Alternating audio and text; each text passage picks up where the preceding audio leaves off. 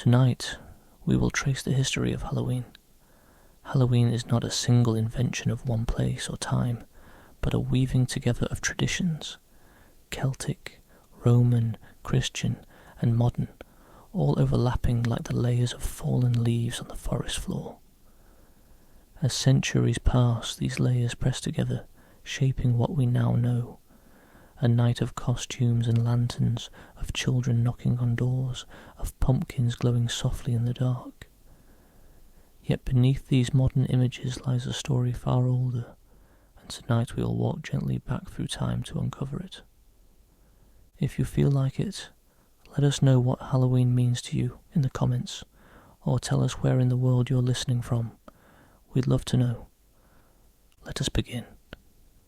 To understand Halloween, we must first return to the Celts, a people who lived more than 2,000 years ago across Ireland, Britain, and parts of northern France.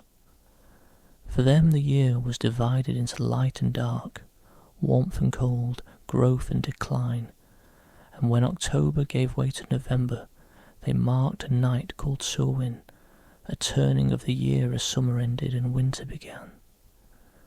The Celts were a people bound closely to the land. The days were shaped by harvests, by the movements of the sun, and by the changing of the seasons. For them, Samhain was not merely a festival, but a threshold, a liminal time, when one year slipped into the next. On this night, the boundary between the living and the dead was set to weaken. The spirits of those who had passed might return to wander among their families.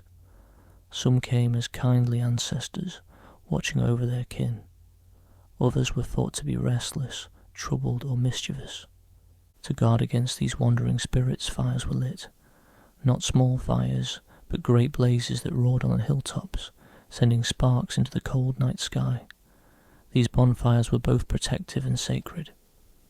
Villagers would extinguish their own hearth fires before nightfall, and then relight them from the communal flames, carrying the sacred fire back into their homes to keep them safe through the long winter. The glow of these fires, dancing in the darkness, symbolized warmth, unity, and protection against whatever might lurk in the unseen. But Samhain was also a time of disguise. To step outside during this night of spirits was to risk being recognized by them. And so, people donned costumes and masks, often made from animal skins, to trick or confuse the wandering dead. If a ghost mistook you for one of their own, it might pass you by without harm. The tradition of wearing disguises at Halloween finds its first shadow here, in the eerie disguises of Samhain. Food, too, played its part. Families would leave offerings outside their homes, setting aside a place at the table for departed souls. A bowl of grain, a piece of bread, a cup of milk, simple gestures of hospitality for the dead. These were not offerings of fear alone, but also of respect, honouring ancestors and maintaining harmony between the worlds. The night was filled with divination as well. Samhain was a time to glimpse the future, to ask what the coming winter might bring, or who a young person might marry. Simple rituals were carried out with apples, nuts, or stones.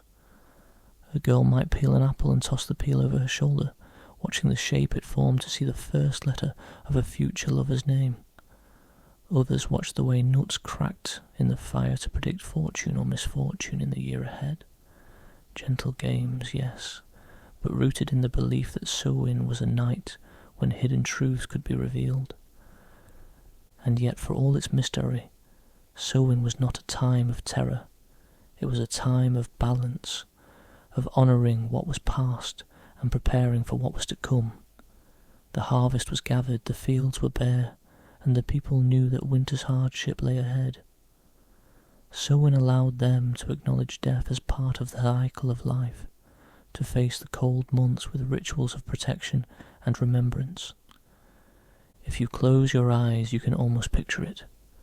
The chill of the air, the rustle of cloaks, drawn tighter against the wind, the orange glow of a firelight painting faces in shadow. Children peer into the darkness, wondering if those shapes beyond the flames are neighbours, or something else. Above, the night sky is vast, scattered with stars, while below offerings are laid out with quiet reverence. The people gather close, voices low, hearts steady in the knowledge that they are not alone. For on Samhain, the dead walk with the living, if only for a night.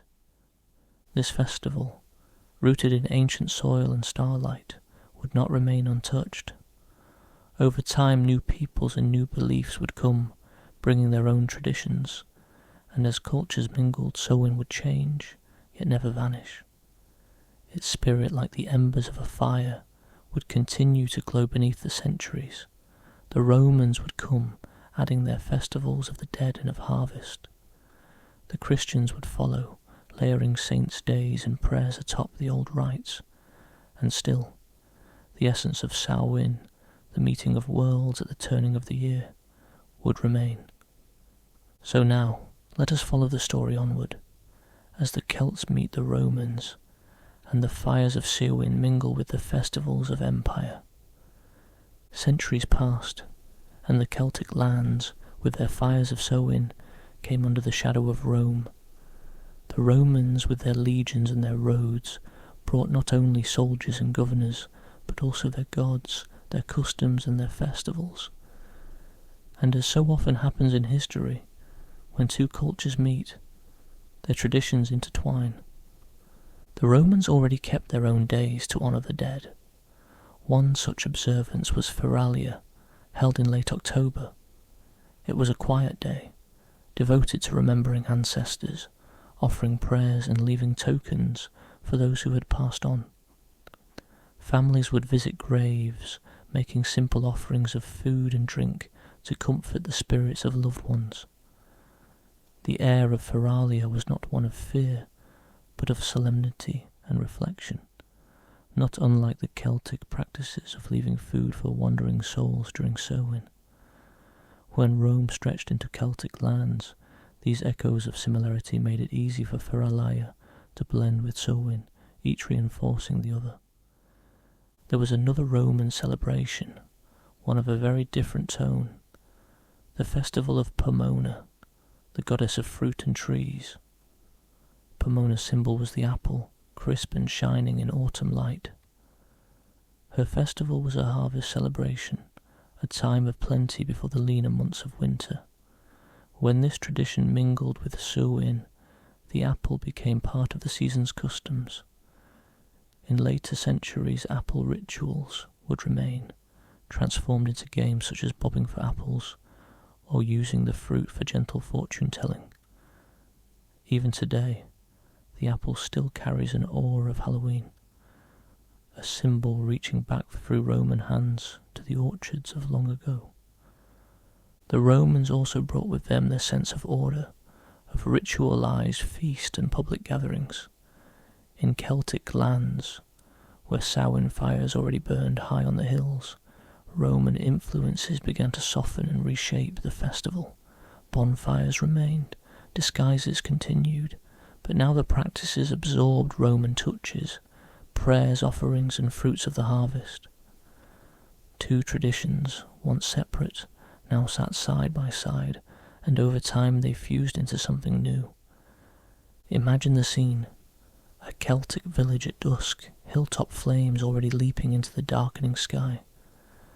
Around the fire cloaked figures gather, their voices low with ancient prayers, yet in their hands apples gleam, plucked from the trees tended under Roman influence. Some are left on doorsteps for spirits, some are tossed into the fire to test the fortunes of the year ahead. A bowl of water may be set out, where children laugh softly as they try to grasp the floating fruit. The old and the new mingle gently, neither replacing the other, but both weaving together into the fabric of the night. This blending was not an isolated moment, but part of a larger pattern.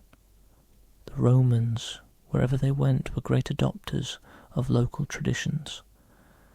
By embracing the practices of the peoples they ruled, they brought unity, while also allowing those customs to survive in the changed forms. And so Samhain lived on, touched now by Roman festivals of death and harvest, its meaning layered but its spirit undimmed. It is easy when looking back to imagine these changes as sudden, but in truth, centuries blurred them together, generations passed, each adding their own touches, until no one could say where Samhain ended and Feralia or Pomona began. What mattered was the season itself, the close of the harvest, the nearness of the dead, the turn of the year. The rituals, though changing in detail, remained bound to the same rhythm of life and death, plenty and scarcity, light and shadow. The Romans with their empire eventually withdrew, leaving the Celtic lands to new waves of change.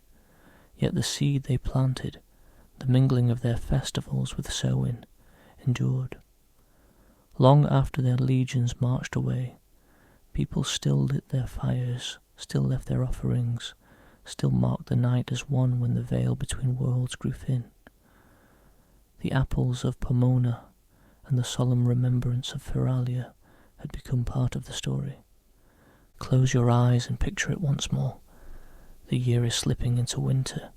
The earth is cooling, fields lie empty, and above them the stars glimmer in cold clarity. Fires flicker, apples shine, offerings are placed with quiet hands. The Celtic Samhain and the Roman festivals now breathe together side by side, and as centuries roll forward, new influences will come again, reshaping the night of spirits, but never extinguishing it. The next chapter belongs to the Christians, who sought to transform ancient festivals into days of saints and prayer. Their touch would give us the very name by which we know the holiday today, All Hallows Eve. As the centuries moved on, the old Celtic lands found themselves reshaped once more, not by empire this time, but by faith. Christianity spread slowly across Europe, carried by monks, missionaries and kings who sought to weave their people into the fabric of the church. And as it spread, it encountered local festivals, rooted in the soil and in the seasons. Rather than extinguishing these celebrations, the church often chose to transform them, layering new meanings atop the old. So it was with Samhain. The fires on the hills and the rituals of the harvest were deeply ingrained in the life of the people, too enduring to be simply erased. And so in the 7th century, Pope Boniface IV established All Saints' Day, a day to honour the holy ones of the Church, first held in May. Later, in the 9th century, Pope Gregory III moved this feast to November 1st, a date that placed it directly upon the season of Samhain. On the evening before, October 31st, the faithful gathered for vigils and prayers. This night became known as All Hallows' Eve. Hallow, meaning holy or saintly. Over time, in the soft blending of speech, All Hallows' Eve would shorten syllable by syllable into the name we know today, Halloween. The church added yet another layer soon after.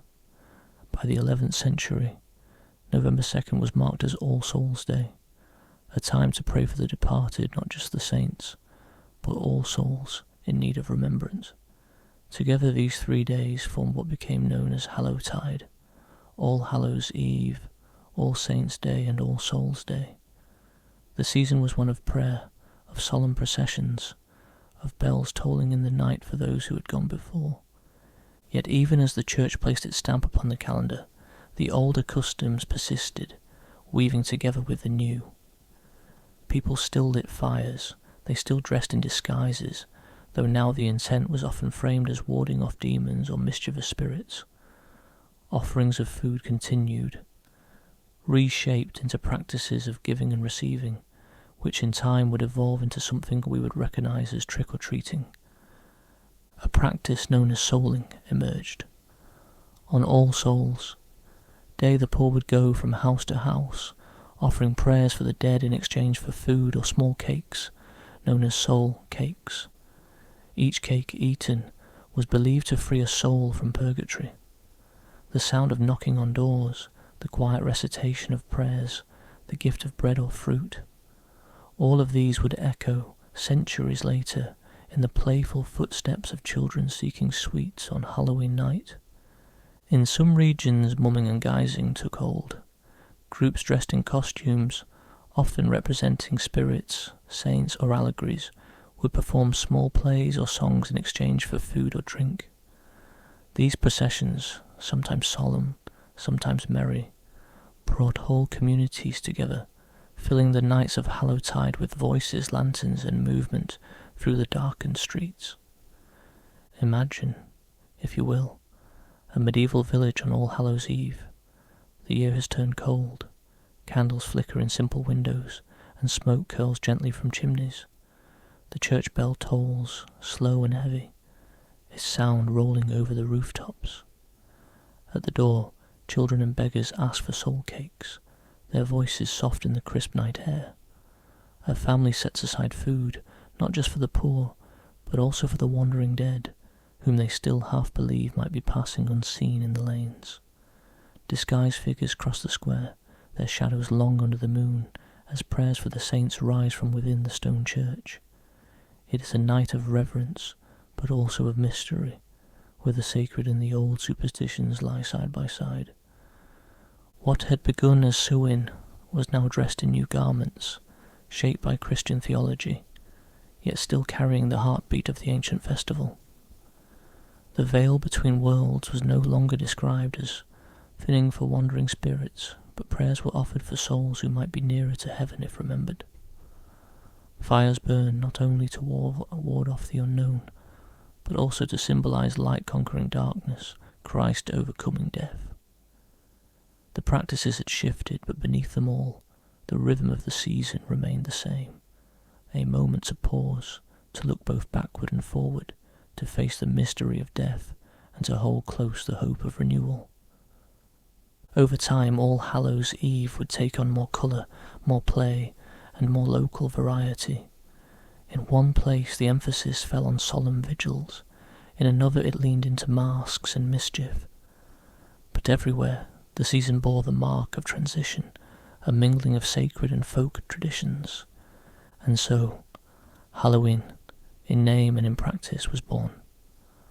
What had once been Samhain and had mingled with Roman feasts was now embraced by the church as part of a Hallowtide. The fire still burned, the disguises still hid faces, the food was still shared, but each was reframed through a Christian lens. This is how Halloween survived the centuries, not by resisting change, but by absorbing it. Each layer of meaning, whether pagan, Roman, or Christian, rested upon the last, never fully replacing what came before. The night remained a threshold, a crossing place, where the past was remembered and the future awaited. And in the centuries that followed, as the medieval world gave way to the modern age, new customs would grow. The disguises would take on fresh meanings, the offerings would evolve into playful rituals, and the night would continue to change, carried by time into yet another form. By the time the Middle Ages had settled over Europe, Halloween, or All Hallows Eve, had become a firmly rooted part of the yearly rhythm. Yet it was never one single tradition, the same everywhere. It was many things at once: a church observance, a village gathering, a night of mass and prayers, of solemn bells and playful disguises. Across towns and countrysides, customs rose and blended, shaping a holiday that belonged both to the sacred and the ordinary people. One of the most enduring practices of the medieval season was souling. On the evenings of All Hallows' Eve and All Souls' Day, the poor would travel from house to house, carrying small lanterns or simply their voices. They knocked softly at doors and offered to pray for the souls of the household's departed loved ones. In return they were given food, most famously small round cakes known as soul cakes. These cakes were spiced, marked with a cross, and given freely to those who came calling. To eat a soul cake was to symbolically free a soul from purgatory, lightening its burden and hastening its path to heaven. The tradition wove together charity, faith and remembrance into one gentle ritual. The sound of footsteps in the lane, the knocking at the door, the murmur of prayer, all became familiar to medieval villagers in the autumn nights. Children soon took part in this practice, carrying the custom forward, their small voices reciting blessings for the dead in exchange for bread or fruit, echoed through narrow streets and along winding lanes. In their footsteps we can already hear the earliest whispers of what would one day become trick-or-treating. Alongside souling, another tradition flourished, mumming and guising. Groups of villagers, sometimes children, sometimes adults, dressed in costumes, simple masks, cloaks, or outfits stitched from old clothes, and went from house to house or gathered in squares. They sang songs, performed short plays, or recited verses in exchange for food, drink, or coins. Their disguises often represented spirits, devils, or figures from folklore, linking the practice back to the old belief in spirits roaming the earth at this time of year. Picture it: a medieval street after dusk, lanterns flickering in the hands of children, shadows moving under hoods and masks. A group gathers in the square, their voices raised in a rough but cheerful song. A family opens their door, offering cakes and cups of ale. The air is cool, perhaps damp with mist, and the church bell tolls slowly in the background, its sound mingling with laughter. It is at once solemn and merry, a time when roles could be reversed, when the poor might call on the rich, when disguises allowed a freedom of play otherwise rare in the ordered life of the village. Bells played a central role in the season. Church bells rang throughout the nights of Hallowtide, calling the faithful to prayer and reminding the living to think of the dead. The slow tolling of iron on iron drifted across fields and through narrow streets, carrying with it both comfort and solemnity. In some places, families would pay the bell ringers to sound the bells for their departed, each toll believed to lift a soul closer to salvation. The sound of bells in the darkness gave the nights a unique character, both haunting and reassuring. Other customs threaded through these nights as well. Candles were lit in windows to guide the souls of the dead back to their families. Fires were kindled not only for warmth, but as symbols of light pushing back the encroaching darkness. In some regions, people carried out fortune-telling games, drawing from the old Celtic practices. Nuts and apples were used to divine the future, who might marry whom, or what fortune the winter would bring. The medieval Halloween was not about fear so much as connection. It tied together the living and the dead, the rich and the poor, the sacred and the playful.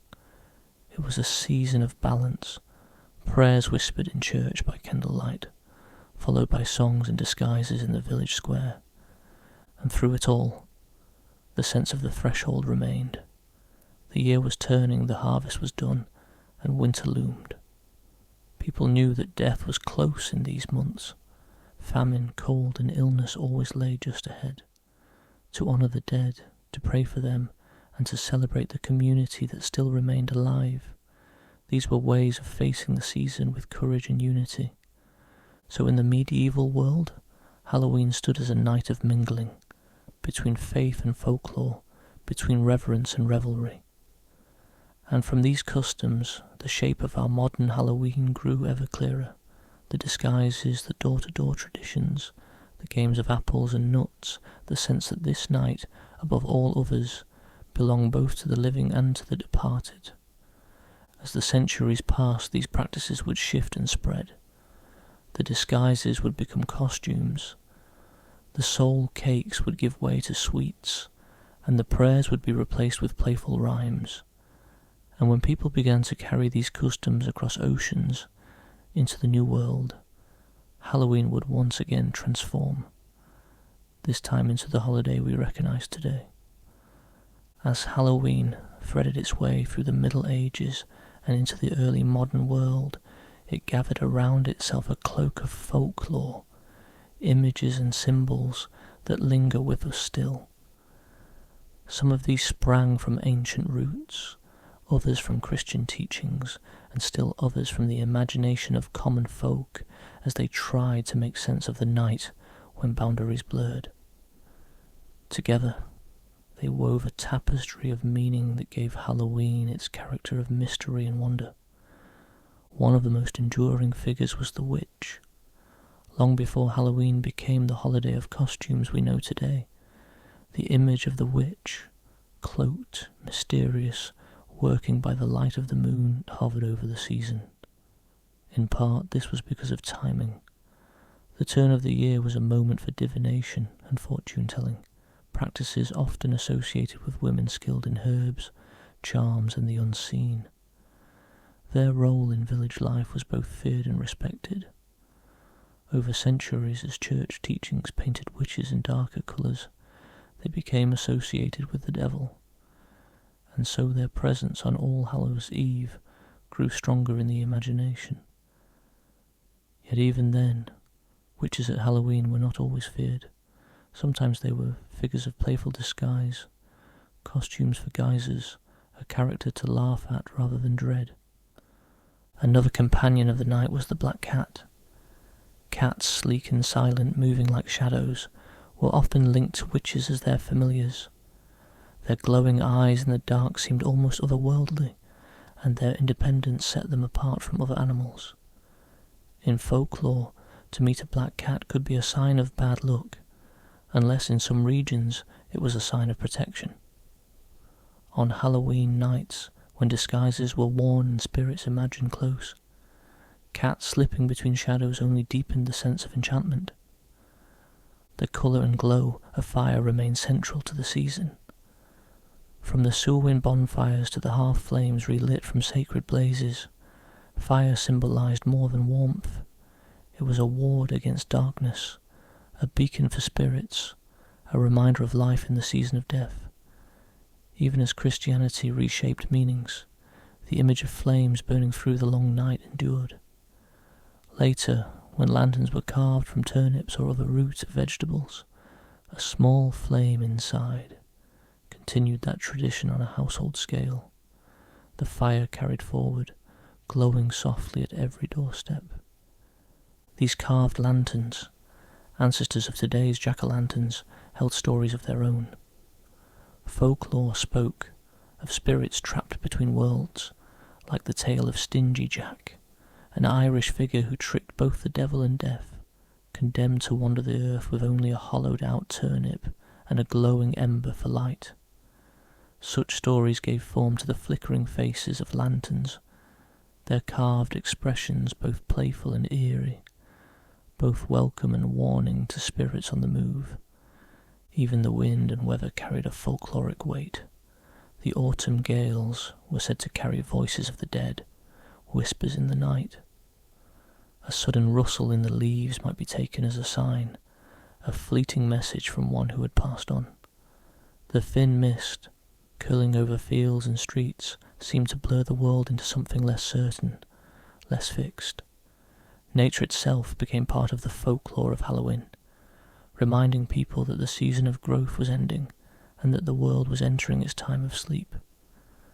Symbols of the harvest also lingered. Apples, nuts, and grains were not only food, but tools of ritual.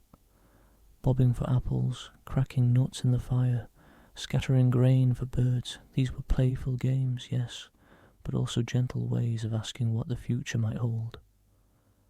At Halloween, the simplest things, an apple floating in water, the way a candle flame flickered, became doorways to meaning.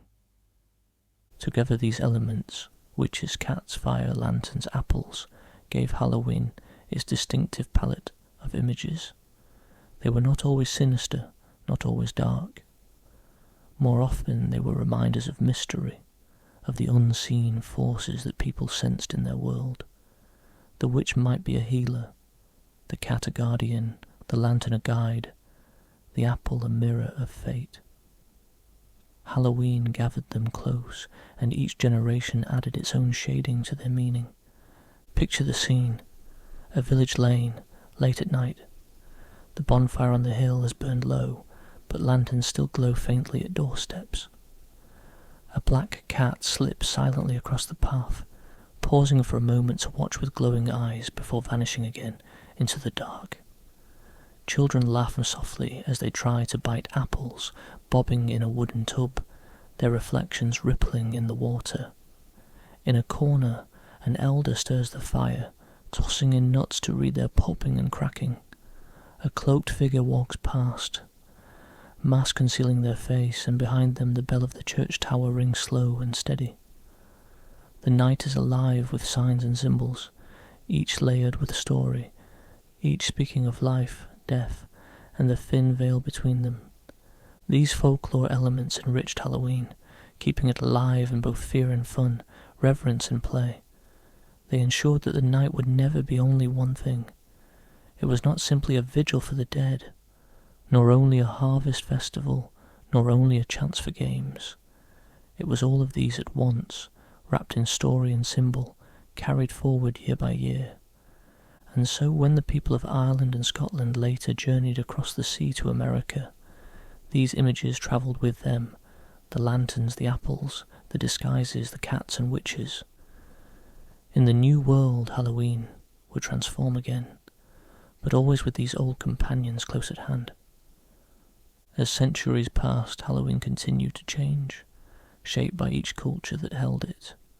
But one of the greatest transformations came when the traditions of Samhain, All Hallows' Eve, and the folklore of autumn crossed the sea to a new land.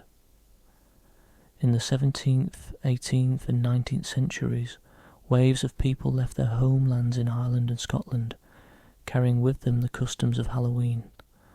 Across the cold waters of the Atlantic, the festival would take root once again, and in time flourish into something new. The early European settlers who reached North America brought many traditions, but for a long while Halloween was not widely celebrated. In New England especially, strict Puritan beliefs discouraged festivals that smacked of superstition or pagan roots.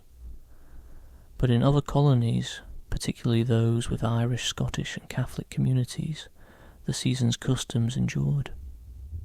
Quietly at first they appeared in small villages, children carving lanterns from turnips or beets, families gathering for harvest games, neighbours disguising themselves for little tricks and visits. It was not until the 19th century, when large numbers of Irish immigrants arrived, many fleeing famine and hardship, that Halloween began to blossom on American soil. These communities brought with them the heart of the old festival, the disguises, the songs, the lanterns, the tales of spirits and fairies that wandered the night. In crowded cities and rural towns alike, Halloween became a way of holding on to the familiar, a link to the lands they had left behind. But America, with its wide fields and abundance of crops, gave the old customs new life. In Ireland, lanterns had often been carved from turnips, knobbly and tough, difficult to hollow out. In America, a new fruit offered itself, the pumpkin. Large, bright and easy to carve, it quickly replaced the turnip, becoming the glowing face of Halloween. The tradition of the jack-o'-lantern, once a small light carried in the hand of art, now grew into a symbol that could sit proudly on porches, smiling or grimacing into the autumn night. Communities also embraced the season's games. Bobbing for apples, already an old ritual, found new popularity. Apples, abundant in America, became a central part of autumn celebrations, used in both play and divination. Children gathered in barns and parlours to try their luck, laughter echoing against wooden beams as they plunged their faces toward the floating fruit. Nuts cracked in the fire, fortunes were told, and stories were shared, all familiar echoes of the old world, now settled into the new. Yet as with every stage of Halloween's history, the customs shifted to suit their setting. In America, the emphasis fell more heavily on community gatherings. Towns held harvest festivals and autumn parties, often blending Halloween with Thanksgiving-like celebrations. Families came together in barns decorated with corn stalks and pumpkins. Neighbours joined in with music, games and feasts. The sense of fear and reverence softened, replaced by a growing air of festivity. Halloween was becoming not just a night of spirits, but a holiday for families and children, for laughter as well as remembrance. Still beneath the games and gatherings, the older threads remained. Disguises continued to be worn. Mischief grew common among the young. Small tricks played on neighbours, doors rattled, carts moved, a reminder that the night was still one of misrule. And though the lanterns were carved from pumpkins rather than turnips, their light still flickered with echoes of the ancient fires of Samhain. Picture it now, a rural town in the 1800s. Wooden houses line the street, their porches adorned with carved pumpkins, glowing softly in the dusk. Children wrapped in shawls and simple masks wander from house to house, singing or reciting verses in return for cakes or apples. In a barn at the edge of town, neighbours gather for a harvest dance, the smell of cider in the air, lanterns swinging gently from beams. Outside the fields lie empty, the harvest complete, the cold season drawing near. The night is alive with laughter and with the quiet sense that, as in the old countries, the veil between worlds might still be thin. By the late 19th century, Halloween in America was firmly established. It was a holiday of both memory and merriment, one that belonged as much to the children playing in pumpkin-lit streets as to the elders recalling old stories of spirits and saints. And as the new century dawned, the holiday would transform once again. From community gatherings it would grow into parades, from simple cakes and apples into candy, from village tricks into a national celebration. But the seeds of that modern holiday were already there, planted by those who carried their traditions across the ocean, nurtured by the abundance of a new land. Halloween, reborn in America, was ready to grow into the form we recognize today. By the 1800s, Halloween had taken deeper root in American soil. What had once been a quiet night of firelight and prayer in medieval Europe, and a patchwork of immigrant customs in colonial towns, was becoming something new, a holiday shaped by the growing energy of America in the 19th century. The century was one of change. Cities swelled with newcomers, railroads stitched the country together, and traditions from across Europe mingled in the close quarters. In this bustling environment, Halloween took on fresh forms, reflecting both the need for community and the playful spirit of the season. In the first decades, Halloween was still largely an immigrant festival.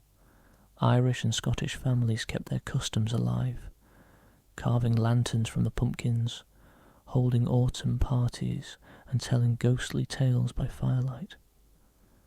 In small towns, these gatherings often centred on barn dances or parlour games. Young people bobbed for apples, tossed apple peels to divine future sweethearts, and cracked nuts in the hearth to see if they would burn together or apart, foretelling marriage or separation. These gentle games were echoes of Samhain's old divinations, softened now into playful diversions. At the same time, Halloween was also a night of mischief. For the young, especially boys, the season became an opportunity for tricks. Gates were unlatched, wagons tipped, fences rattled. Sometimes windows were soaped, or small pranks carried out. In rural communities, these tricks were often tolerated, part of the night's character. But in cities, they sometimes caused concern as mischief edged into vandalism. Even so, the spirit of trick or treat was already stirring, centuries before the phrase would be coined. As the 19th century progressed, Halloween began to expand beyond immigrant families, weaving itself into the broader fabric of American life. By the mid-1800s, the holiday was becoming popular among children and young adults from many backgrounds. The autumn season itself was part of the appeal. The crisp air, the harvest colours, the sense of mystery as nights grew longer. Communities seized the opportunity to create gatherings that combined old customs with new American traditions. Parlour games became a hallmark of the century. In homes lit by oil lamps, groups of friends gathered for evenings of playful fortune-telling. A candle might be placed before a mirror, and a young girl encouraged to peer into the glass, hoping to glimpse the face of her future husband. Apples were strung from beams, to be caught in teeth without using hands. Shadows cast on walls by flickering flames were said to reveal hidden shapes.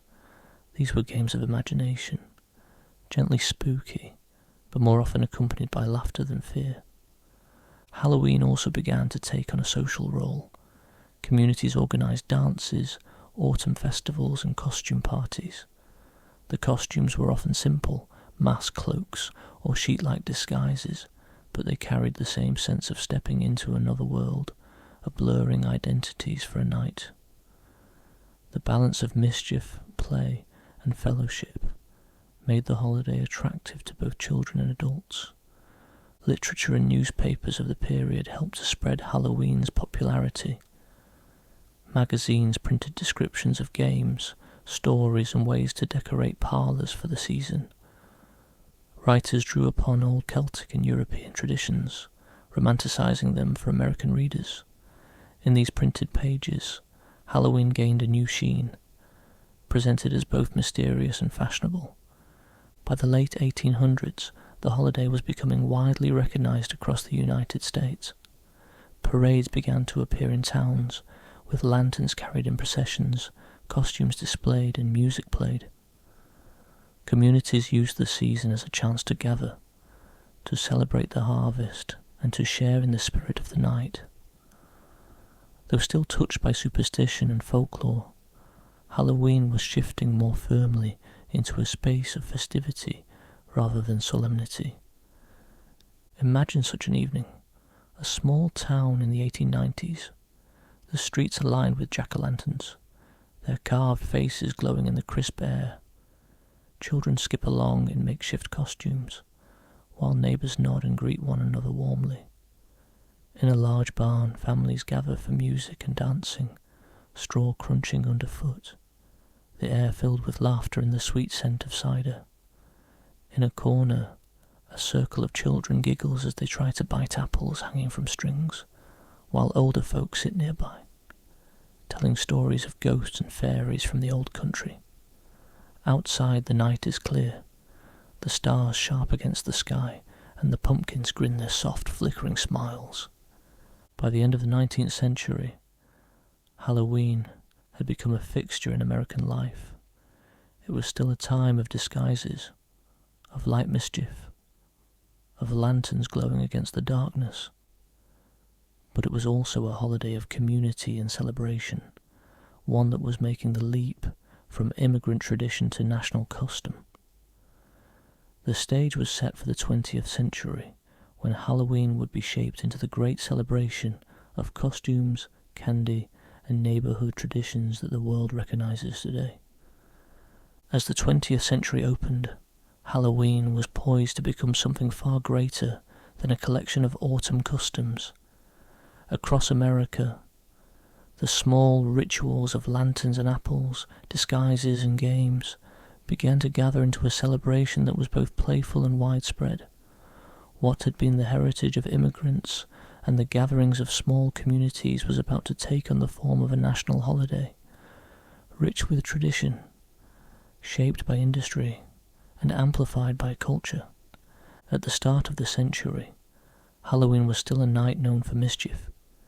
In cities and towns, groups of boys played tricks, removing gates, soaping windows, ringing doorbells and running away, or sometimes tipping over outhouses and carts. These antics were seen as part of the night's character, but as urban populations swelled, they sometimes became destructive. Newspapers of the 1910s and 20s carried anxious headlines about vandalism on Halloween night. Communities responded not by banning the holiday, but by reshaping it. Schools, churches, and neighbourhood organisations began to host parties and parades. Children were encouraged to dress in costumes and enjoy organised games instead of roaming the streets unsupervised. By providing treats, games, and festivities, towns discovered they could tame the wildness of Halloween without losing its spirit. This balance between mischief and merriment became one of the central rhythms of the holiday. It was in this context that trick-or-treating appeared. The exact origins are debated, but by the 1920s and 30s, children were going door to door, asking for treats in exchange for sparing households from tricks. The phrase trick-or-treat began appearing in print in the 1930s, and within a few decades it was known across the nation. At first the treats were simple: fruit, nuts, small cakes or pennies. But as the candy industry grew, it seized the opportunity. Companies began to advertise their sweets specifically for Halloween. Wrapped candy was safer, easier, and more convenient to hand out. By the 1950s, candy had become the central currency of a Halloween night, and the connection was sealed. The holiday was now inseparable from the rustle of candy wrappers and the delight of children filling their bags with sweets. Costumes, too, were changing. In the 19th century, disguises had often been homemade: a mask, a cloak, a sheet cut into ghostly form. But by the 1920s, costume companies were producing simple outfits for children. Witches, skeletons, clowns, and storybook characters were among the first. By the mid-20th century, mass-produced costumes filled shops in the weeks before Halloween. For children, the choice of costume became one of the highlights of the season, a chance to step into another world, if only for a night. And as the holiday grew, adults joined in too. Costume parties became popular for young people and families, filled with games, dancing, and laughter. The sense of masquerade, of becoming someone or something else, tied Halloween back to its ancient roots, even as the materials were new. Hollywood soon discovered Halloween's potential. Spooky tales, already linked to October nights, found their way to the screen. Early horror films such as Nosferatu, 1922, and Dracula, 1931, shaped the imagery of vampires and monsters. In 1939, The Wizard of Oz gave the Wicked Witch of the West her iconic look, influencing Halloween costumes for generations. By the 1950s and 60s, Halloween appeared regularly in television specials, cartoons, and children's programs. The beloved comic strip Peanuts gave the world The Great Pumpkin in 1950, and the animated special It's the Great Pumpkin. Charlie Brown, 1966, became a yearly tradition, watched by millions of families. In living rooms across America, the images of Linus waiting patiently in the pumpkin patch joined the lanterns glowing on porches, blending folklore with gentle humour. At the same time, Halloween began to intertwine with the rise of the horror genre. Films like Psycho, 1960, and Night of the Living Dead, 1968, added darker tones to the season. And in 1978, the film Halloween itself set a new standard, linking October 31st with suspense and fright for audiences around the world. From then on, horror films released in October became an annual tradition, strengthening the link between the season and the thrill of being scared, though for many, always at a safe distance. Yet even as Halloween's darker imagery grew in popular media, for most families, it remained first and foremost a children's holiday. By the 1950s, suburban neighbourhoods echoed each October with the sound of small feet on sidewalks, the calls of trick or treat ringing out under the glow of streetlights. Parents walked with their children from door to door, neighbours opened their homes, and the community shared in the sweetness of the season. Imagine such a street: tidy lawns scattered with dry leaves, porches glowing with pumpkins carved into grins and grimaces, the air cool and crisp. A group of children approaches, their costumes ranging from witches and skeletons to cowboys and princesses. Laughter rises as they compare their bags of candy, trading pieces under the watchful eyes of parents. The night feels safe, playful, and alive with tradition. It is a holiday built not on fear, but on the joy of togetherness. By the late 20th century, Halloween was also becoming a major commercial event. Candy sales soared, costume shops thrived, and decorations filled store shelves each autumn. The imagery of Halloween, witches, black cats, pumpkins, skeletons, bats, was standardized and marketed. Yet beneath the glitter of commerce, the holiday's old rhythms remained. Adults embraced Halloween more than ever, holding elaborate costume parties, decorating homes with haunted house themes, and even visiting attractions designed to spook and entertain. Haunted hay rides, corn mazes, and themed amusement parks expanded the holiday's reach beyond a single night, turning it into a season of celebration that stretched across October. In all its forms, trick-or-treating, parties, parades, films, and decorations, Halloween in the 20th century carried the same balance that had defined it for centuries. It was at once playful and eerie, a time for both laughter and shivers. The disguises of Samhain, the soul cakes of medieval Europe, the lanterns of Ireland, all lived on in new guises, candy buckets, costumes, and glowing pumpkins. By the century's close, Halloween was not only America's holiday. Through films, television, and cultural exports, it had begun to spread around the world. In Canada, Britain, and beyond, children took up the cry of trick or treat. In Japan, parades filled with costumes echoed across busy streets. In Mexico, the season intertwined with Dia de los Muertos, each celebration unique, but sharing the theme of remembrance and festivity. What had begun as firelit nights in Celtic fields had become a holiday celebrated by millions, filled with light, laughter, and the gentle thrill of mystery. As the 20th century closed and the 21st century began, Halloween stood transformed into one of the most beloved and widely celebrated holidays in America, yet its journey was not finished. In our own age, Halloween has become more than a single night of trick-or-treating.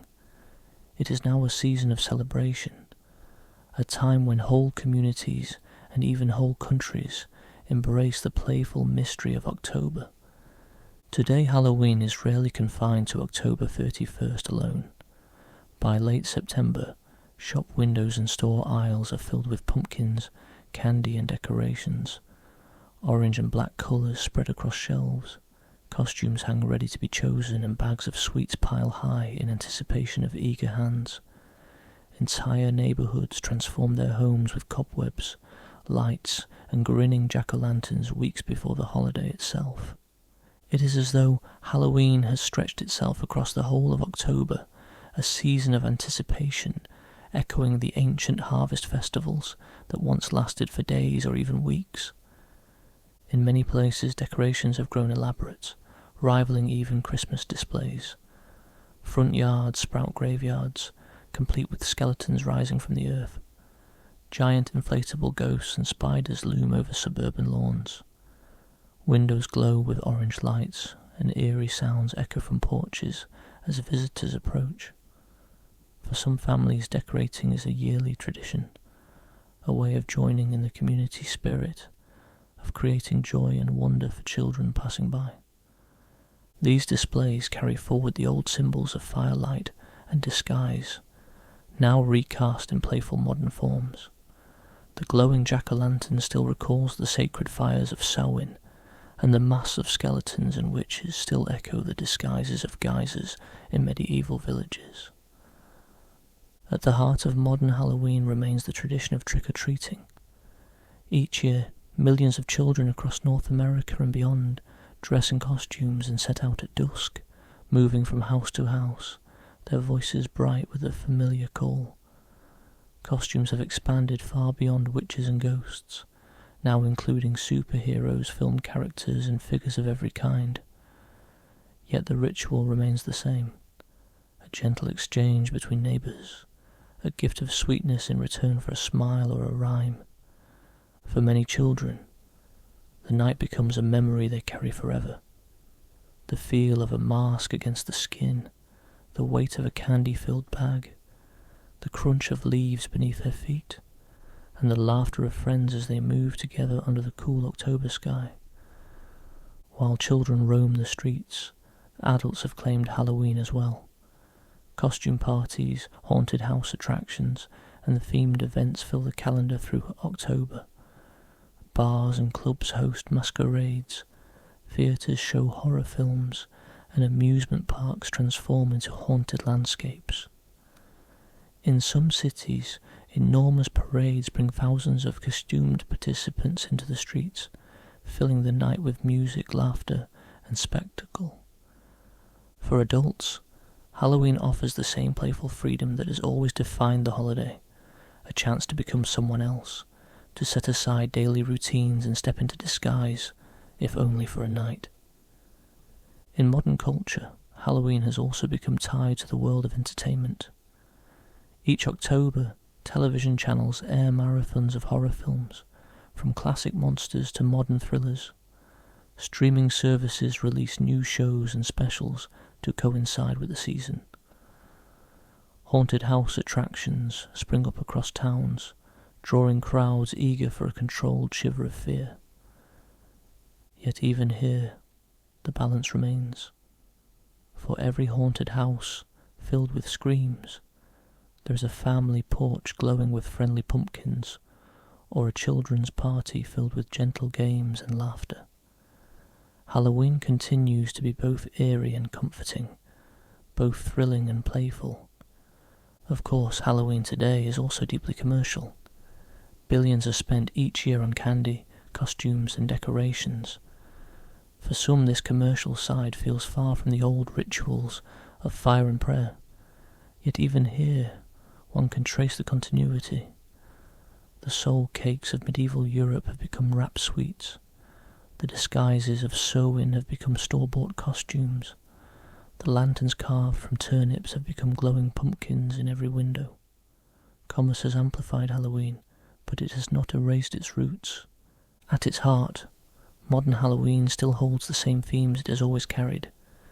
It is a night of thresholds, between summer and winter, between light and darkness, between the living and the dead, between the everyday self and the disguised self.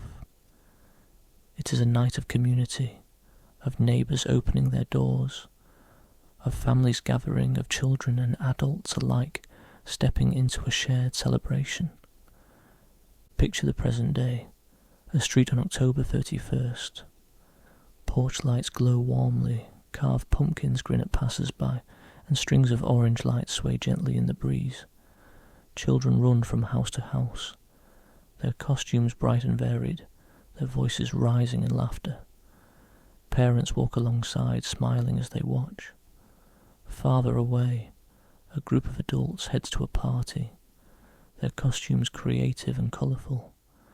A family gathers indoors to watch a favourite film, the room lit only by the flicker of a pumpkin's grin. Across the world, in cities and towns, the same scene plays out in countless ways. The holiday has travelled far, yet its spirit remains familiar. From the fires of Samhain to the lanterns of Rome, from the soul cakes of medieval Europe to the trick-or-treating streets of America, Halloween has always been about connection, to the seasons, to the community, to the living and the dead. In every age it has adapted, reshaped, and transformed, and yet when we stand at a door with a lantern glowing, or when we don a disguise for a night, we participate in a tradition that stretches back over 2,000 years. Modern Halloween may be filled with candy wrappers, costumes from films, and inflatable ghosts, but beneath it all lies the same heartbeat, the ancient rhythm of light and dark, life and death, memory and play. And so as we stand here in the present, the story of Halloween is not finished. It continues to grow, to shift, to find new forms, but always at its core it remains the same. a night of firelight and shadow, of laughter and remembrance, of masks and lanterns glowing softly in the autumn night. Though Halloween took its strongest form in America, its spirit did not remain bound to one land. Across the world, in different countries and cultures, the season of autumn has always been a time for reflection, for remembering the dead, and for marking the turning of the year. In our own time, these traditions have begun to intermingle, so that Halloween has become not only a holiday of one nation, but a shared celebration, carried in many different voices. In Mexico and parts of Central and South America, the beginning of November is marked by the Dia de los Muertos, the Day of the Dead. Though distinct from Halloween, it shares a kinship in spirit. Families build altars in their homes, placing photographs of loved ones who have passed surrounding them with candles, flowers, and offerings of food. Bright orange marigolds are scattered like pathways, guiding the spirits back to their families. Sugar skulls, painted with smiling faces, rest beside bowls of fruit and bread. Children paint their own faces to look like skeletons, not in fear, but in joy, celebrating the closeness of ancestors who are believed to visit during these days. It is a festival of colour and remembrance, blending Catholic tradition with ancient Aztec beliefs, and though different in tone, it resonates with the same deep idea that lies at the heart of Halloween, that the dead are not far from us, and that they can be honoured through light, food, and memory. Across the Atlantic in Ireland and Scotland, where the festival of Samhain first began, Halloween has been revived with new enthusiasm. In rural towns and bustling cities, the old customs still live. Lanterns carved from the turnips or pumpkins, children dressing in costumes, games played with apples, nuts, and firelight. In parts of Ireland, great bonfires still blaze on the hillsides, much as they did 2,000 years ago when the Celts marked the end of the harvest. Trick-or-treating, imported back from America, has been eagerly embraced by children who knock at doors and gather sweets as the night unfolds. The modern Halloween of costumes and candy blends with the older memory of Samhain, creating a celebration that feels both ancient and new, both playful and deeply rooted in the land. In Britain, too, Halloween has grown. For many centuries, the focus in late October was on Guy Fawkes Night, celebrated on the 5th of November with fireworks and bonfires. But in recent decades, Halloween has returned with strength. Children once again roam the streets in disguise. Pumpkins glow in windows, and ghost stories are told in schools and homes. Shops fill with costumes and decorations, and the holiday now stands beside bonfire night as part of the season's rhythm. In both Ireland and Britain, there is a sense of coming full circle.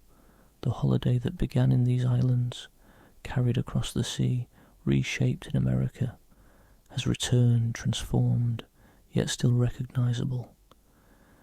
In Japan, Halloween has found a different expression. There, the holiday has been embraced not through door-to-door trick-or-treating, but through parades, festivals, and costume gatherings in the heart of cities. In Tokyo, great crowds fill the streets in October, dressed in elaborate disguises, from traditional ghosts and monsters to characters from anime and film. For many, Halloween has become a chance for self-expression, for creativity, and for joining in the colourful tide of people moving through the night.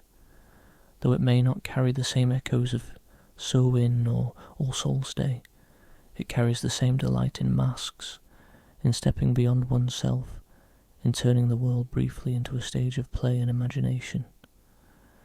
Elsewhere, Halloween has spread in smaller, but no less vivid ways. In Canada, the celebrations mirror those of the United States, with trick-or-treating decorations and neighbourhood gatherings. In Australia and New Zealand, the holiday is less established, yet each year children knock on doors in growing numbers. their voices carrying across spring evenings instead of autumn nights.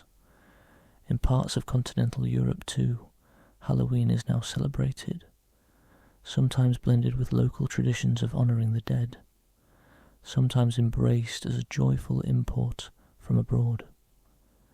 In Germany and Austria, parties and parades fill the cities. In Italy and Spain, pumpkins and costumes appear alongside the older, more solemn observances of All Saints and All Souls. Wherever it goes, Halloween adapts. In some places it is colourful and loud, a night of music and laughter.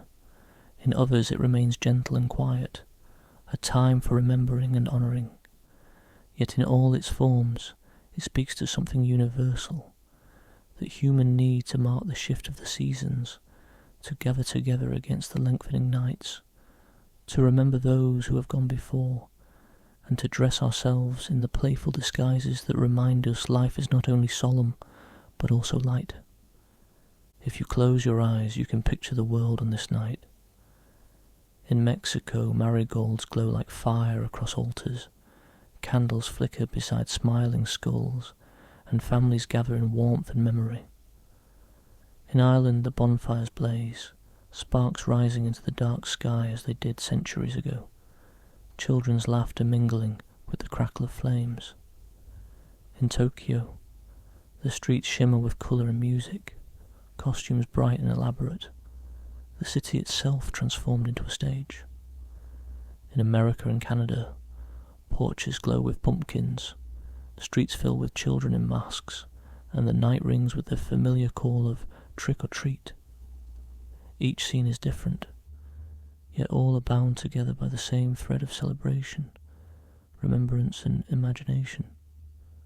Halloween has become not just a single holiday, but a shared language across the world, a way of welcoming the season, of turning toward the mystery of life and death with both reverence and joy. It carries in its heart the fires of Samhain, the prayers of medieval bells, the laughter of children in costumes, the glow of lanterns carved from fruit. No matter where it is celebrated, it invites us to pause for a moment, to step into disguise, to light a candle or a pumpkin, and to join in the great stream of humanity that has marked this night for thousands of years. When we think of Halloween, certain images rise immediately to the mind, glowing like lanterns in the dark, a grinning pumpkin, its face lit from within, a witch riding against a pale moon, a black cat slipping silently across the path, skeletons rattling their bones in playful dance, apples floating in water, candles flickering in windows, masks hiding familiar faces. These symbols have gathered around Halloween through centuries, each carrying its own story, its own quiet echo of the past. Perhaps the most familiar of all is the pumpkin, carved into a jack-o'-lantern. Its face, sometimes cheerful, sometimes eerie, looks out into the autumn night, light flickering through the carved mouth and eyes. The pumpkin is not an ancient symbol, but a modern one, born when Irish and Scottish immigrants found that pumpkins were larger and easier to carve than turnips. Yet its roots stretch back much further, into the old tradition of carving lanterns from root vegetables to hold a small flame on a Halloween night. Folklore tells of Jack, a trickster who outwitted the devil and was doomed to wander the earth with only a glowing ember inside a hollow turnip to light his way. Each pumpkin lantern we see today is a reflection of that story, carrying forward the idea of a soul between worlds, a light in the darkness, a guide against wandering spirits. Beside the pumpkin stands the image of the witch, a figure that has hovered over Halloween for centuries, cloaked, often crowned with a pointed hat, flying on a broom across the face of the moon. The witch embodies both mystery and transformation. In old villages, women skilled in herbs and charms held knowledge that was both feared and respected.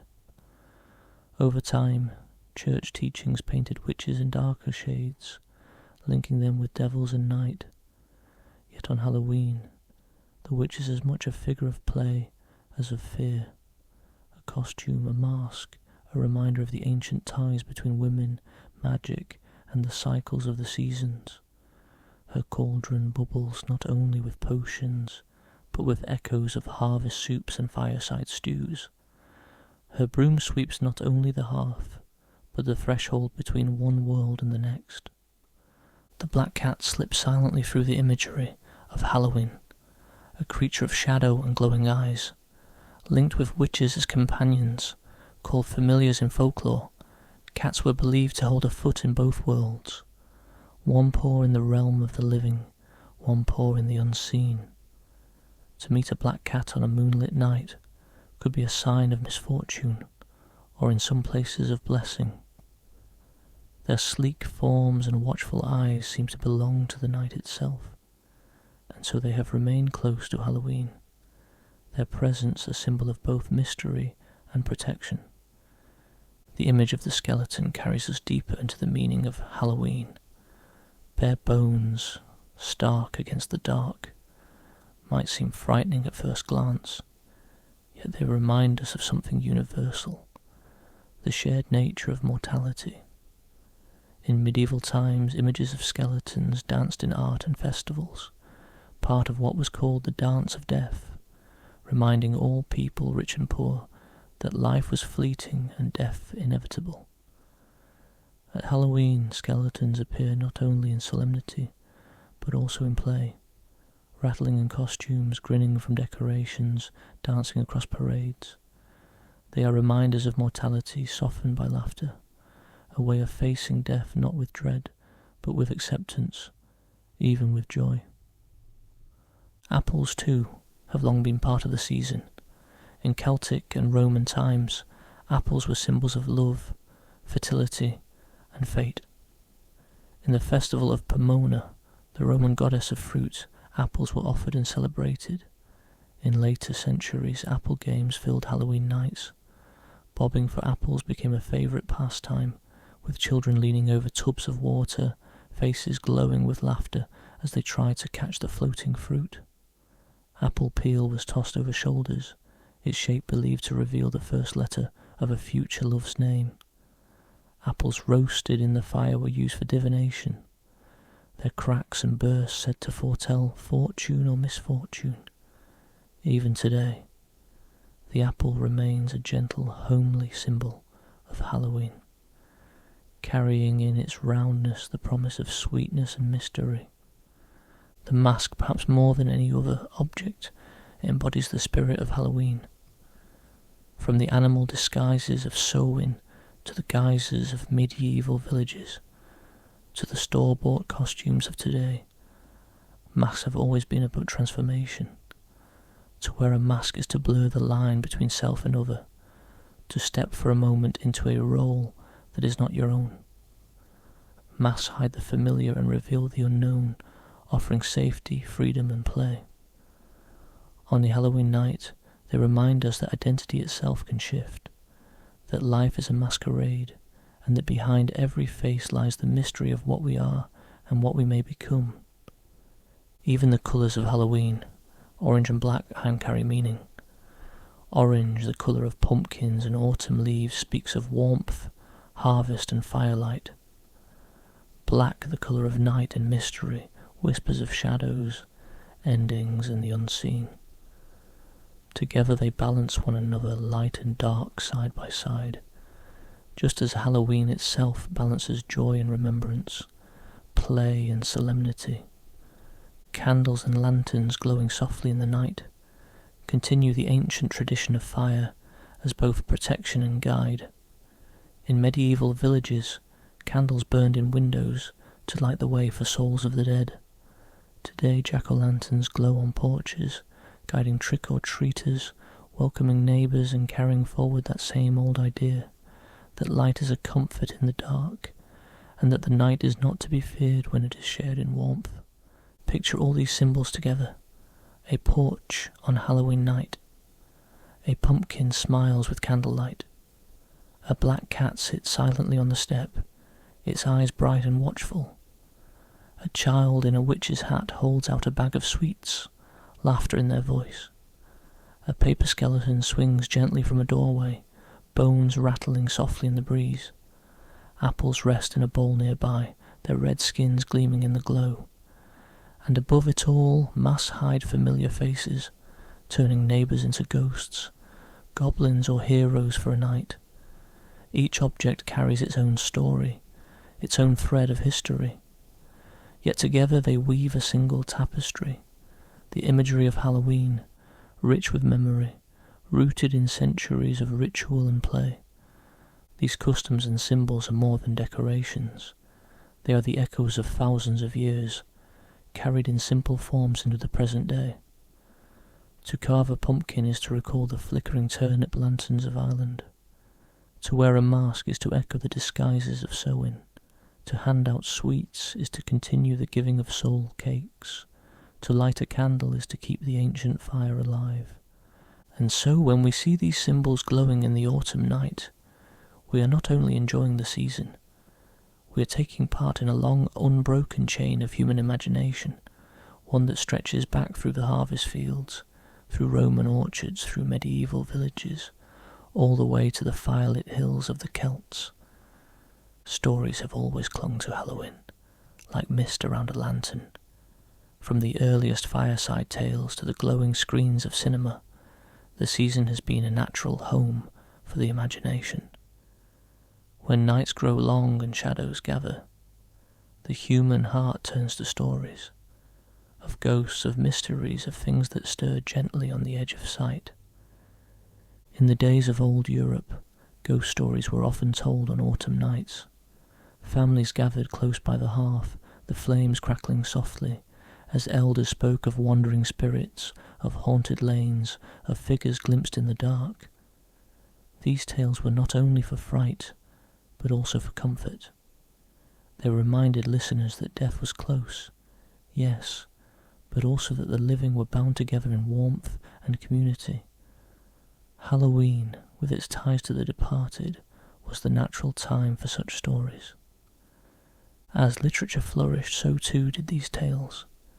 In the 18th and 19th centuries, the Gothic novel rose to prominence. Writers such as Mary Shelley, with her tale of Frankenstein, and Bram Stoker, with Dracula, filled the imagination with images of castles, storms, and figures moving between life and death. Though not always tied to Halloween itself, these stories fed into the imagery of the season. By the time autumn arrived each year, readers were primed for ghostly settings, for figures that haunted both the night and the imagination. American literature soon joined in. Washington Irving's tale, The Legend of Sleepy Hollow, first published in 1820, gave the world the Headless Horseman, a spectral rider galloping through misty lanes, pumpkin in place of a head. Though the story was not originally bound to Halloween, it became a fixture of the season, its imagery entwined with pumpkins, shadows, and autumn nights. The very title, Sleepy Hollow, carries the sense of drowsy mystery that has always suited the holiday. As the 19th century gave way to the 20th, ghost stories filled magazines and newspapers each October. Children's books included gentle tales of witches and goblins, softened into friendly characters. Poetry too embraced the season. Writers described pumpkins glowing, leaves drifting, cats slipping silently across rooftops.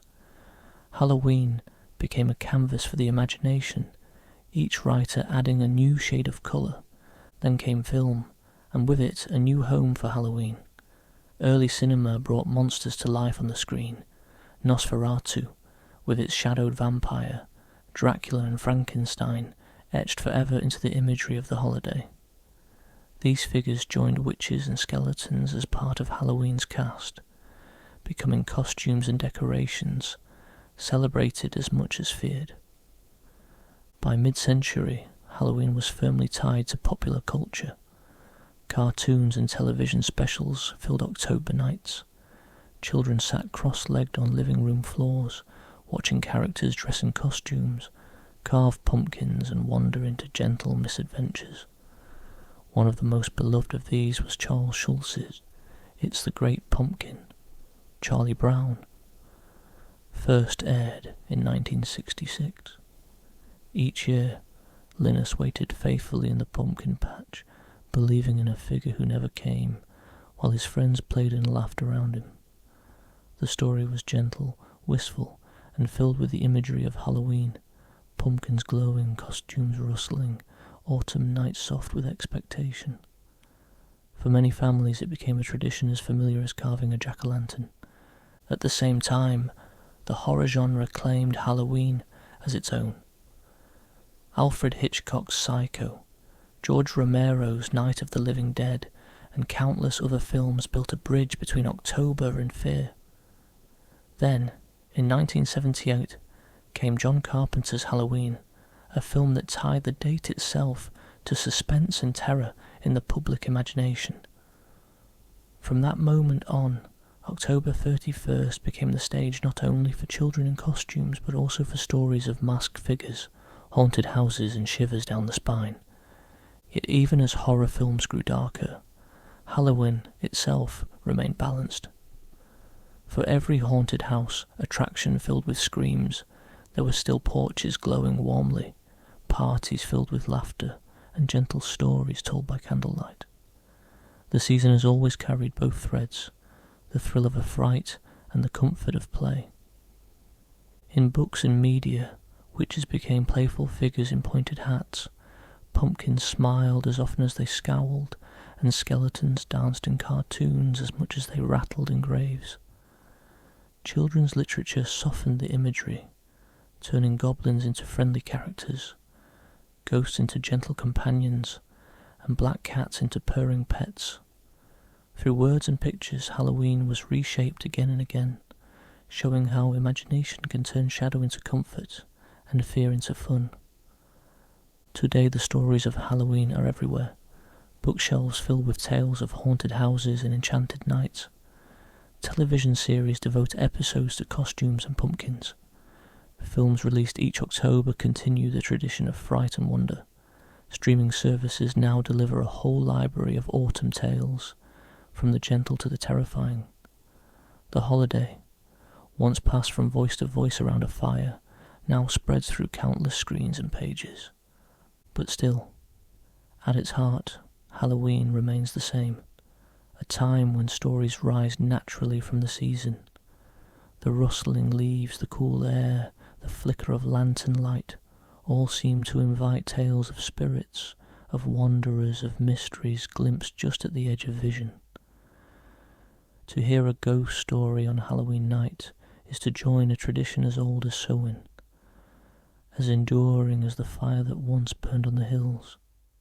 Imagine, then, the world on such a night.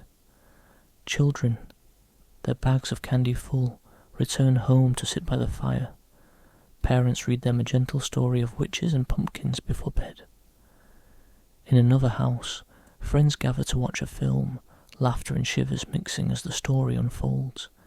In yet another, someone sits alone by the window, book in hand, reading by candlelight as the wind moves softly through the trees outside. Stories surround us, weaving themselves into the night, reminding us that imagination is as much a part of Halloween as lanterns or masks. From gothic castles to comic strips, from films of terror to gentle bedtime tales, literature and media have carried Halloween's imagery into every corner of modern life. They have kept alive the figures of witches, cats, skeletons and pumpkins, reshaping them for each generation. And so, as the holiday continues to grow, so too do its stories, flowing endlessly from firelight to page to screen, like a river carrying old echoes into new forms. If we step back now, after wandering through centuries of fires, costumes and lanterns, what we see most clearly is balance. Halloween has always been a holiday of thresholds, of standing between one season and the next, between one world and another, between shadow and light. It has never belonged entirely to the living or the dead, to the sacred or the playful. Instead, It has always moved gently between them, carrying both in its arms. In the ancient fields of Samhain, this balance was clear. The people lit fires not only to ward off spirits, but also to welcome them, to acknowledge their presence. They wore disguises both to hide and to play. They feared the coming of winter, but they also celebrated the harvest that had just been gathered. Halloween was not one thing, but many. A moment of fullness, containing both endings and beginnings. As centuries passed, that balance continued. In the medieval world, bells tolled in church towers, solemn prayers rose for the dead, and yet, outside, children sang and begged for cakes, their voices light in the cool night air. Mummers in masks played tricks while families lit candles in windows for departed souls. The holiday was solemn and mischievous, reverent and playful, all at once. In modern times, the same balance remains. On one street, children dressed as superheroes laugh as they run from house to house, bags of candy swinging at their sides. On another, teenagers walk through a haunted attraction, their shrieks rising as shadows leap from corners. In churches, prayers are still said for the dead. In Mexico, marigolds bloom in memory of ancestors. In Japan, parades brighten city streets with colour. Everywhere, the season contains both remembrance and play, solemnity and laughter. Halloween teaches, in its quiet way, that these things are not opposites, but companions. Life and death are bound together, as harvest and winter, as firelight and shadow. To light a lantern in the night is to acknowledge both the darkness around it and the warmth within. To wear a mask is to play at transformation, reminding us that identity itself is never fixed, always shifting. To hand out sweets is to echo ancient offerings, showing that generosity softens fear. Even the symbols themselves carry this balance. The skeleton, a reminder of mortality, becomes a dancing figure smiling in decoration. The witch, once feared, becomes a child's costume, playful and empowering. The black cat, once thought unlucky, is today a beloved pet, its sleek form admired. The pumpkin carved into a face can smile as easily as it frowns, holding both welcome and warning in the same flickering light. In this way, Halloween is not a holiday of despair, but of acceptance. It reminds us that death is part of life, that endings are part of beginnings, that darkness makes the glow of light all the more beautiful. It invites us to laugh in the face of fear, to play with shadows, to gather together against the cold and say, we are still here and we remember. Picture the night as a great tapestry, woven with threads of shadow and threads of firelight.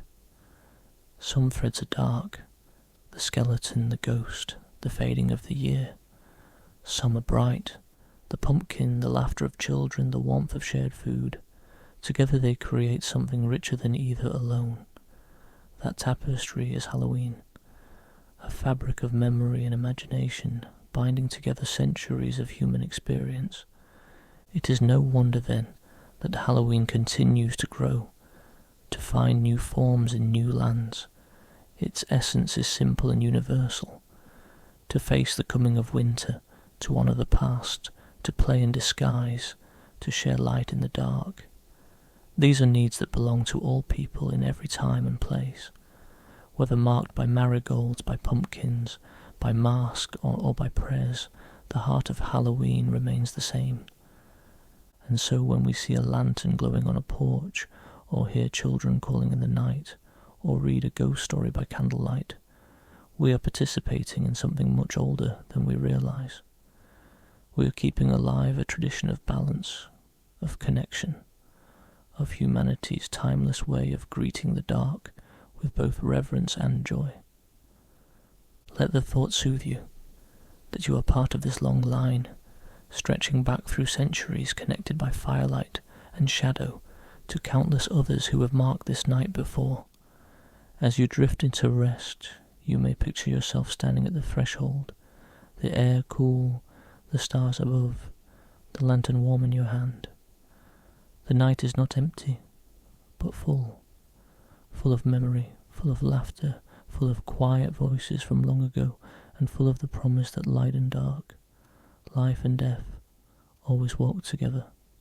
And so, after wandering together through centuries of firelight and story, we find ourselves back in the present, resting in the glow of what Halloween has become. From the hills of ancient Ireland, where bonfires once roared against the autumn sky, to the quiet streets of today, where pumpkins smile on porches and children laugh in costume, the holiday has travelled far. Yet through all its transformations, one thing has remained unchanged, the sense that this night is special, a threshold between the ordinary and the mysterious. Halloween is not only the history of one people or one country, but the story of humanity itself. We see in it the old need to gather together when the year grows dark, to remember those who came before, to face the unknown with both caution and play. We see the fires of Samhain blending with Roman festivals, reshaped by Christian prayers, carried across oceans and reborn in a new land. We see how each age has added its own colour, the bells of medieval villages, the lanterns of wandering geysers, the laughter of American children filling their bags with candy, the parades of Tokyo, the altars of Mexico. Each layer rests upon the last, not replacing it, but deepening it. It is comforting, in a way, to think that when you light a candle inside a pumpkin, you are continuing a ritual that stretches back more than 2,000 years. When you hear children's footsteps on the pavement, calling out for sweets, you are hearing the echoes of voices that once sang for soul, cakes in medieval lanes. When you watch a Halloween film or read a story by candlelight, you are joining in the long tradition of tales told against the autumn dark. The history of Halloween is not only about change, but about continuity. It is the story of how human beings in every age have turned to light and laughter in the face of fear. It is the story of how communities have shared food, stories and warmth when the nights grew long. It is the story of how imagination can turn death into dance, shadow into play, endings into beginnings. And now, as you rest, you may picture yourself walking slowly through that history one last time. First, through the Celtic hills, where fires blaze high and figures in cloaks gather close, then into the Roman orchards, where apples gleam and offerings are made, into the medieval villages, where bells toll, candles flicker in windows, and children sing for cakes, across the ocean into America, where pumpkins glow and games fill barns, through the 20th century streets, where children in bright costumes call trick or treat, laughter rising under the autumn moon, and finally, into our own world, where the holiday lives everywhere, in parades, in stories, in quiet lanterns glowing at doorsteps across the globe. Each step of the way, the same thread runs through it all: fire in the darkness, memory of the dead, joy among the living, and the comforting knowledge that life and death, shadow and light, always walk hand in hand. As the last jack-o'-lantern flickers low, as the streets grow quiet and the night deepens, we too can rest in that knowledge. The story of Halloween is long and winding, but it brings us here, to this moment of stillness where history becomes a lullaby and the world outside is hushed. So let us close our eyes, let the centuries drift away, and rest in the warmth of all that has been carried forward to us. The fires have burned, the bells have tolled, the apples have bobbed, the costumes have rustled, and the pumpkins have smiled. And now, gently we can sleep, knowing that we are part of a story that began long ago and will continue long after, a story of light in the dark, of memory and play, of Halloween itself. Good night, and may your dreams be peaceful.